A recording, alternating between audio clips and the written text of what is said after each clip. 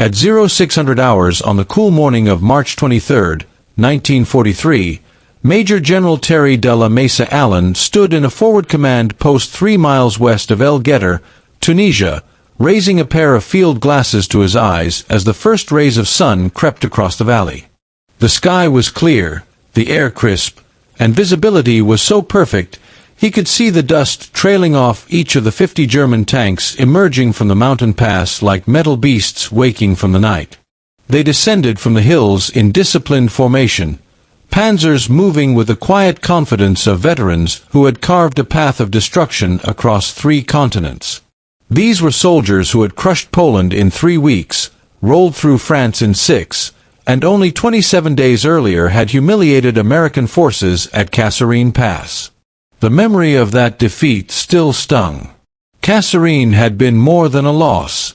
It had been a rout. 6,500 American casualties, a 50-mile retreat in 5 days, and a reputation shattered across headlines back home. American soldiers, German commanders claimed, were cowards.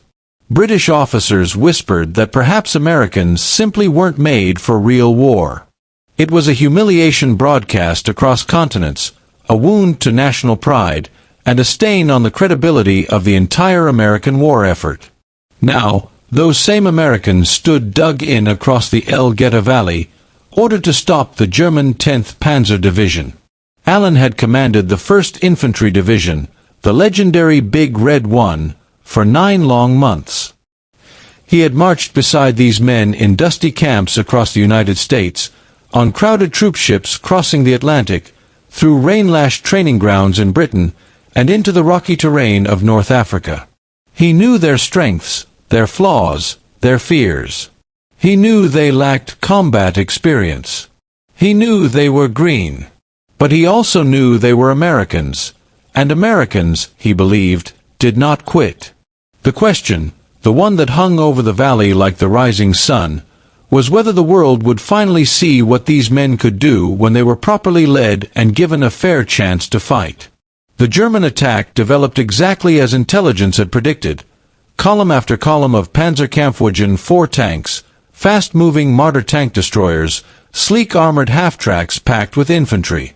It was the same kind of coordinated mechanized assault that had shattered nations and had driven inexperienced American forces backward at Kasserine Pass less than a month earlier.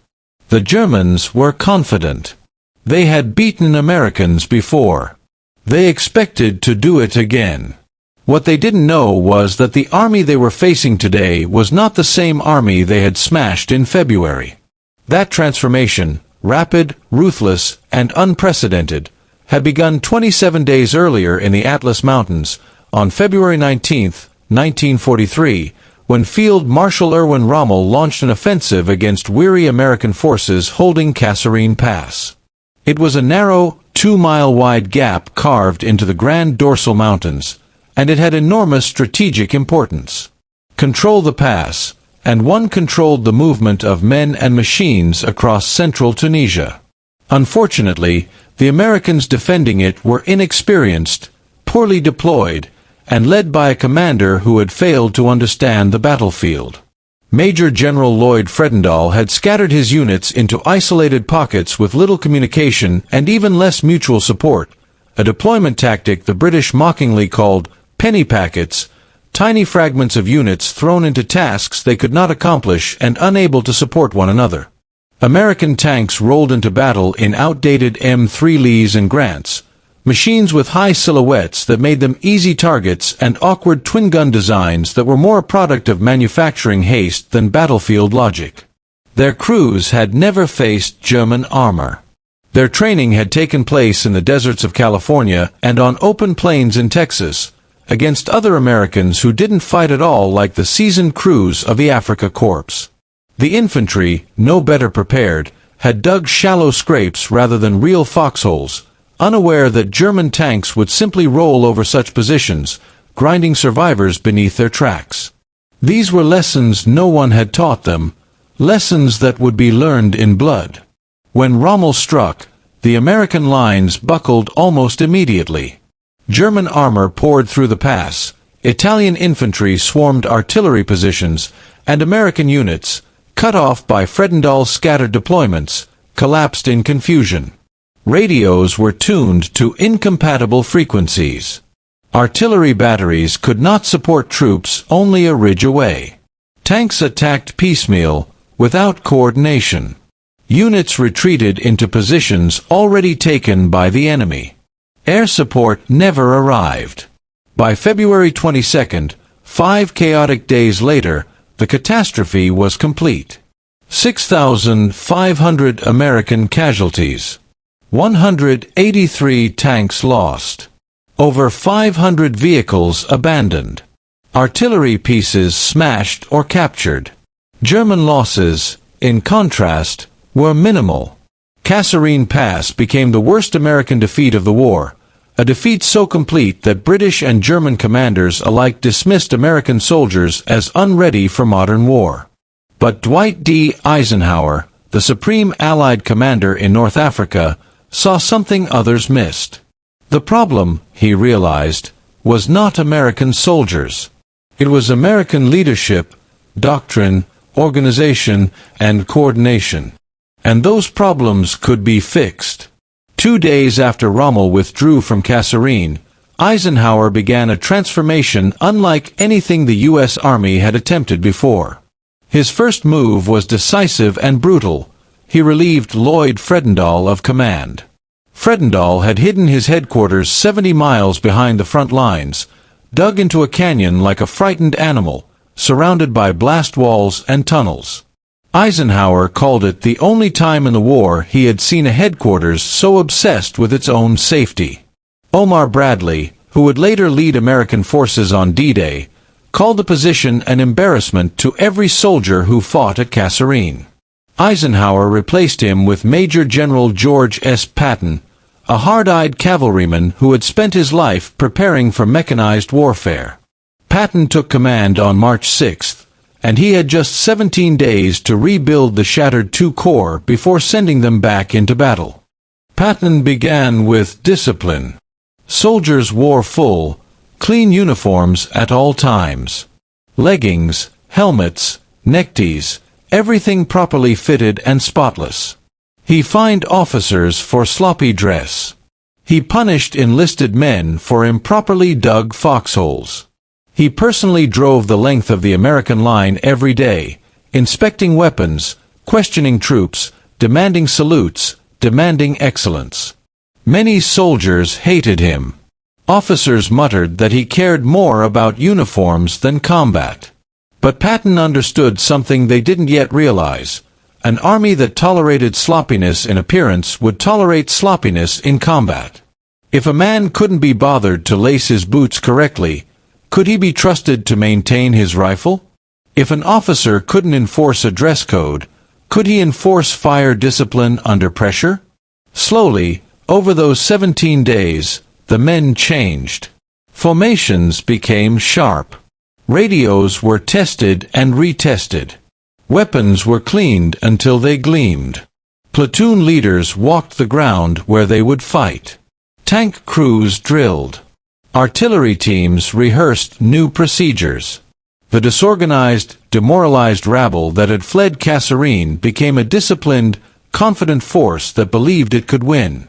But discipline alone was not enough. Eisenhower moved just as aggressively on doctrine.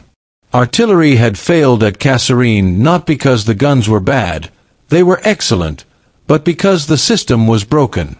Batteries had operated independently. Observers could only call fire from their guns, even if another battery was in better range. German artillery could mass fire instantly. American artillery couldn't. So Eisenhower's staff tore up the old procedures and built new ones: shared frequencies, centralized fire direction, coordinated missions. For the first time, American artillery could mass fire across an entire corps with precision. And by mid-March, they were already practicing the system that would change the battle at El Guettar. Armor doctrine was also rewritten. Tanks would no longer chase German Panzers in head-to-head duels they were sure to lose. Instead, tanks would support infantry, use terrain for cover, and rely on artillery and tank destroyers to kill German armor. Tank destroyer battalions, previously scattered in tiny platoons, would now fight as unified formations, massing their fire instead of dying in isolated fragments. Air-ground coordination was improved. Liaison officers were embedded with ground units. Procedures were standardized. Radio equipment was upgraded. These improvements were early steps that wouldn't fully mature until the invasion of Normandy, but they already made a difference. Most importantly, Eisenhower centralized command. No more penny packets. No more scattered units. Divisions would fight as divisions. Support would be mutual, planned, and mandatory. By March 17th, 2 corps moved forward once again. They seized Gafsa with little resistance. The next day, Ranger battalions surged ahead and took El Guettar itself. The Italians fled into the surrounding hills. For the first time since arriving in North Africa, American forces were positioned advantageously. If they could punch through the El Guettar Pass to the coast, they could cut off German forces in southern Tunisia from their supply lines, trapping them between British pressure from the east and American momentum from the west. German General Hans-Jürgen von Arnim, who had taken command after Rommel's departure, recognized the danger immediately.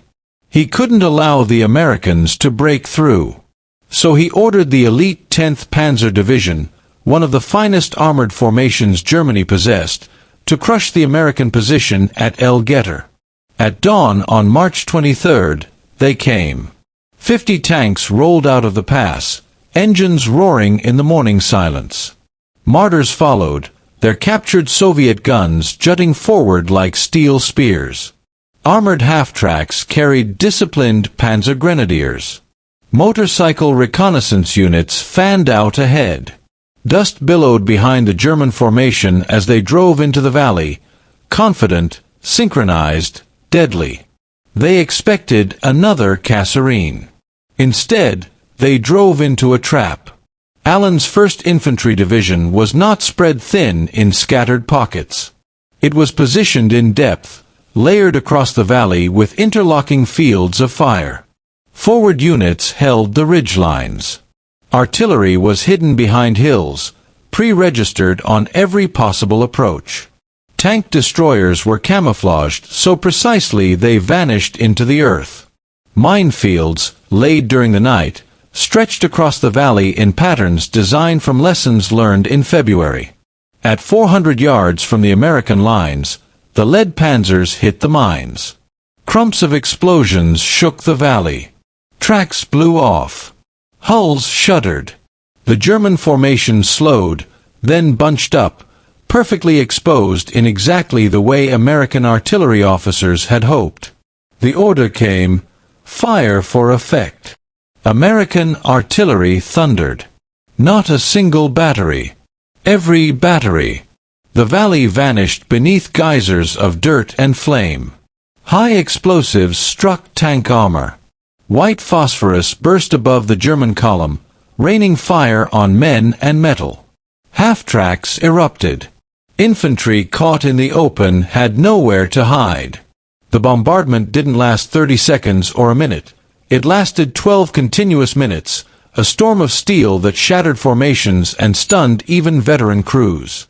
When the artillery finally lifted, the German survivors found themselves staring into the muzzles of American tank destroyers. The 601st Tank Destroyer Battalion opened fire from hidden positions, their 75mm guns barking in steady, deliberate rhythm. The 899th, equipped with powerful M10s, added its own fire from supporting positions. The German tanks tried to maneuver, but the valley floor had become a maze of burning wrecks. One by one, Panzers fell silent. Dozens were destroyed. By 0900 hours, the attack was broken.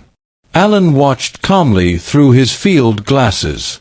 When 2 German tanks rumbled dangerously close to his headquarters, officers urged him to pull back. His answer became legend, "I will like hell pull out." and I'll shoot the first bastard who does." But the Germans weren't finished. At 1645, they attacked again, from a new direction, hoping to outflank the Americans. It made no difference. Artillery smashed them. Tank destroyers finished them. By nightfall, the 10th Panzer Division withdrew for good. The Battle of El Guettar continued for 2 more weeks, especially around the brutal high-ground fighting at Hills 369 and 772. Italian defenders held stubbornly, and American progress was slow. But the strategic picture had changed. British forces launched Operation Supercharge II on March 26, breaking through to the east. By early April, German forces were collapsing northward. On April 7, American units from El Guettar linked with the British 8th Army. Tunisia was doomed. El Guettar was the first battle where American forces decisively defeated German armor. It validated everything Eisenhower and Patton had done in 27 days. Artillery coordination worked. Tank destroyer doctrine paid off. Combined arms operations clicked. Air support improved. Most importantly, American soldiers proved, to the world and to themselves, that they could stand toe-to-toe with the best army Europe had produced. Even the Germans acknowledged it. After El Guettar, the mockery stopped. Intelligence reports noted growing American competence. Rommel himself later wrote that American forces recovered very quickly after their first shock, and soon succeeded in damming up our advances. The speed of the transformation remained astonishing. It had taken the British years to recover from early defeats. The Soviets needed 18 months to regain operational strength after 1941. The Germans had refined their blitzkrieg tactics only after fighting in Poland and France. The U.S. Army did it in less than 4 weeks. They succeeded because they confronted failure honestly. They identified systemic problems. They replaced ineffective leaders. They rewrote doctrine. They decentralized authority. They empowered commanders to solve problems in real time. And they had a culture willing to learn fast. El Guettar became the moment when the world realized something critical. America's army might stumble, might learn slowly at first, but once it adapted, once it reorganized, once it understood the battlefield, it would not only recover, it would dominate. And on that clear morning in March 1943, in a Tunisian valley where German tanks burned under a rising sun, the American army proved it, not just to their allies, not just to their enemies, but to themselves.